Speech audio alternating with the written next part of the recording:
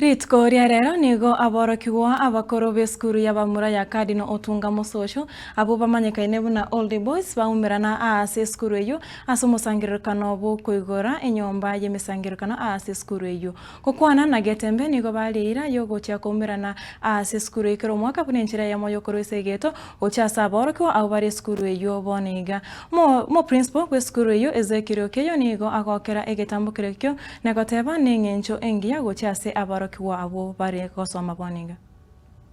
Ezekiel, the senior principal at Otunga Boys High School. We are here today to launch the alumni day, particularly the hobbies. We want to say that as Cardinal, we have got a rich network in terms of the whole boys. As a school, we have made a deliberate decision that we bring all of them together so that they can be here to measure and role model our boys who are in school currently. Thank you. My name is Dr. Kundari, an old boy of this school, this great school, Cardinal High School, Mosocho.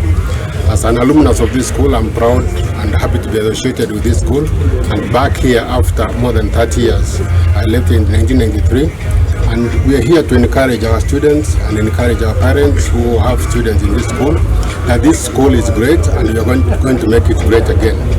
I take great pride to see my friends, my former students, my former schoolmates organizing an event like this one, where we have basically been talking to the students, trying to nurture them so that this school maintains its glory that was known and continues performing very well, continues to produce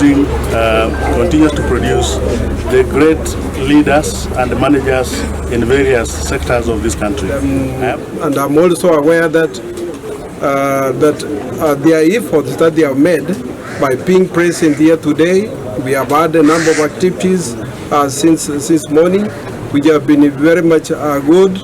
They have touched many of our boys, and as we move forward, we are going to strengthen our alumni, and we have made a commitment that the members of the alumni are going to adopt one boy here in school so that they can be able to journey with them in terms of mentoring them, forming them, that at the end of the day, we are able to produce boys who are responsible and at the same time ready to serve the nation at large. In Cardinal, you are admitted as a boy, but you live as a man.